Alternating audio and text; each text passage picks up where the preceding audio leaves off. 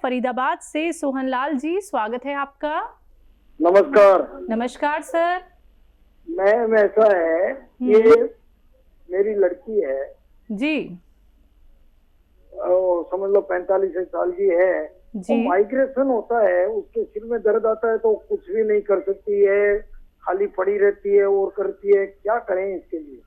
हाँ देखिए, वाकई माइग्रेन लगता है उसे आपकी बात से, और दवाएं वही लें जो डॉक्टर देता है, लेकिन एक उसकी मददगार नुस्खा मैं बता दूं आपको, वो शुरू कर दें। अलसी देखते हैं, अलसी सभी जानते हैं। अलसी को हल्का सा भूनें और इसका पाउडर बना लें, और धनिया का पाउडर ले लें और आंवले का पाउडर ले लें।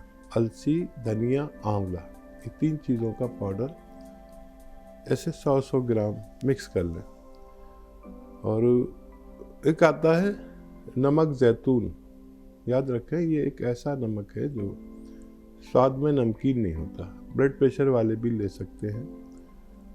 और ये नमक अलग रखें, खरीद लें 50-100 ग्राम, और एक चुटकी 1 गिलास पानी में मिला लें। मिक्स आसानी से हो जाता है, पानी का स्वाद भी नहीं बदलता।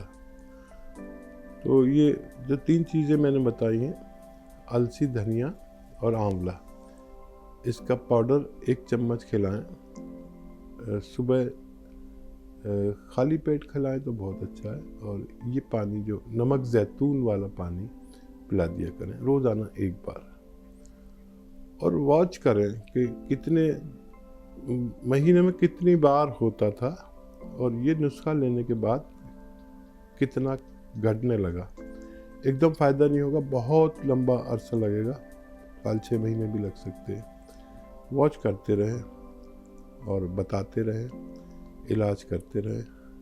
आसान नुस्खा है, मैं दुआ भी करूँगा कि बच्ची को फ़ायदा हो जाए। हकीम साहब, हमने बहुत सारे लोगों से सुना है कि नाक की हड्डी बढ़ जाती है, और डॉक्टर्स भी उन्हें कह देते हैं कि आपकी तो नाक की हड्डी बढ़ गई है, भाई इसका तो ऑपरेशन करा लीजिए। क्या वाकई में हमारी नाक की हड्डी बढ़ सकती है और ये हमें तकलीफ भी दे सकती है? तो देखिए, बहुत अच्छी खासी उम्र हो गई मेरी जी। मैंने कभी अपने जीवन में नहीं पाया किसी की नाक की हड्डी बढ़ गई। और ये दरअसल एक अजीब सा रोग है। जिन लोगों को नज़ला खास तौर पर रहता है, छींकें आती हैं और नाक बंद हो जाती है जी, और बलगम आता है, तो हमारी नाक में ग्लैंड्स हैं, गुदूद है, तो उनका काम है कि वो फूल जाएं। जी। जब ज़्यादा सर्दी का असर हो तो वो फूल जाते हैं। तो वो आज भी फूलते हैं, कल भी फूलते थे। तो क्या करते हैं कि वो कुछ वर्म आ जाता है हड्डी पर, वो जगह पर, और वो भी फूल जाते हैं। फिर हम दवाइयाँ लेते हैं तो वो अपनी जगह पर आ जाते हैं, सिकुड़ जाते हैं, और फिर हम हफ्ता भर अच्छे रहते हैं या महीना भर अच्छे रहते हैं। तो ये रोग ठीक इसलिए हो सकता है कि ये जो गुदूद हैं, ये जो ग्लैंड्स हैं, इनका ऑपरेशन कर देते हैं, इनको काट के छोटा कर देते हैं। फिर भी ये फूलना तो बंद नहीं करते, फिर एक ऑपरेशन कर देते हैं, फिर दूसरा ऑपरेशन कर देते हैं। लेकिन होना ये चाहिए मेरी नज़र में कि आदमी को अपना मिजाज बदलना चाहिए।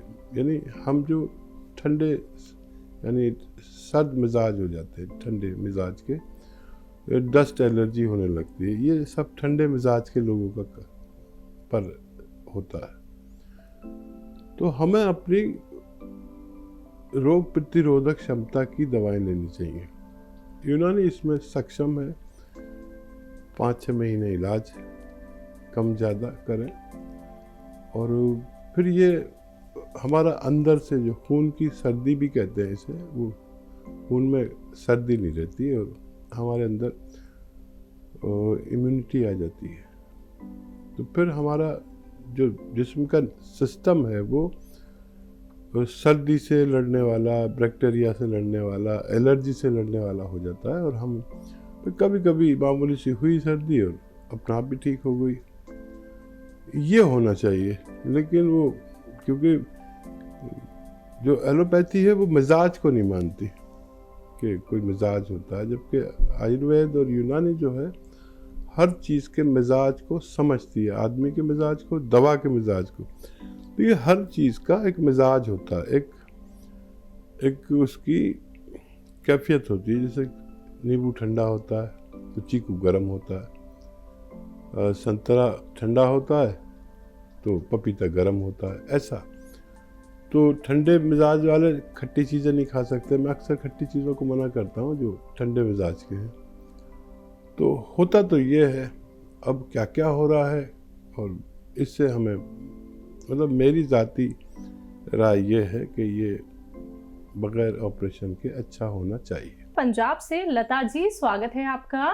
दीदी मैं ये पूछना चाहती हूँ, जैसे गोंद मोरिंगा के लेने से खून की कमी दूर हो जाती है। मैंने अपनी कहीं 3-4 देखा, उनको सभी को खून की कमी पूरी होगी उनकी। इसका मतलब ये है कि उसमें आयरन है। ऐसे ही मैं ये पूछना चाहती हूँ कि गोंद सिया में विटामिन डी वगैरह, कैल्शियम क्या क्या होता है? और देखिए वो अज्जा की तो एक पूरी फहरिस्त है इसकी जो चीज़ें होती है, लेकिन इसमें मेन जो होता है, एक मेन जो है ना, एक तो आयरन है, कैल्शियम है, और एक है ब्लैक प्रोटीन। ये क्योंकि ये ब्लैक गम है, यानी काला गोंद है, तो जो ब्लैक प्रोटीन ना सिर्फ इसमें है और किसी चीज़ में नहीं है। काला जो प्रोटीन है, ये काला प्रोटीन एक काला सयाल है जो बेइंतहा ताकतवर है। यानी इसकी ताकत आप देखें कि नसों को सीधा कर देता है, जोड़ों की मरम्मत कर देता है। तो इसमें ब्लैक प्रोटीन है। और आपने सही कहा, वो जो गोंद मोरिंगा सफ़ेद है वो, उससे खून की कमी दूर होती है।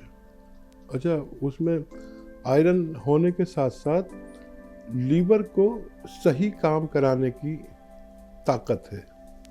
और ये बाल जिससे बनते हैं, इसमें वो अलग ही किस्म का प्रोटीन है जिससे बाल बनते हैं। हमारे बाल जो है, या हमारा चेहरे में जो वो होती है, हमारे चेहरे में जो खूबसूरती होती है, उसको लाने वाला एक प्रोटीन है। देखिए प्रोटीन हर चीज़ में होता है, दालों में भी होता है, सारी दालों में प्रोटीन है, हर चीज़ में होता है। लेकिन ये कुछ अलग किस्म के प्रोटीन है जिन पर बहुत देर में काम हुआ।